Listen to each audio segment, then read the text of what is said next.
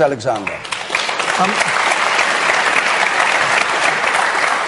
John's right that after repeated election defeats in the early 1990s, when Tony Blair became the leader of the Labour Party, a decision was made to say we are going to try and change our relationship with the media because there had been such huge bias against the Labour Party that had done huge damage to the Labour Party for many, many years. But I think, as in many other things, politicians have been behind the public on this, and I think it is a time when politicians need to show humility. Because the truth is, the Sun endorsed the Conservative Party at the last election, and Britain decided not to give a majority to David Cameron. And I actually think there were times when we were in government where we overestimated the power of the press, and frankly we underestimated the common sense of the British people. One of the reasons that Murdoch has been so powerful, but also we've seen some of the practices that have taken hold in the news of the world, is because newspapers are declining as a sector of the media in British society. And with the rise of Twitter, the rise of Facebook, the rise of a whole range of different new media, I actually think there is a very different future for the relationship between politicians and the press.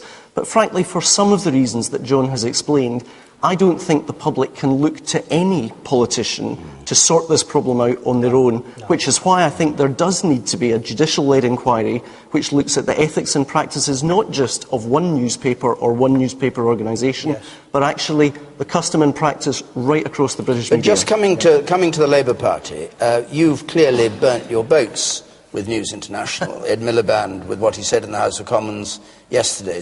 But then you suddenly say, but anyway, it doesn't matter because it's new media that counts. No, because I think so you've burnt your boats at the moment when you think Murdoch's power is in decline. There are certain points in our public life when you reach a tipping point, when something changes fundamentally. And I think this week, Ed Miliband understood that, frankly, better than David Cameron. I think what we've seen from the Prime Minister this week has been genuinely disappointing, because I think the British public were revolted by what they've read and seen this week.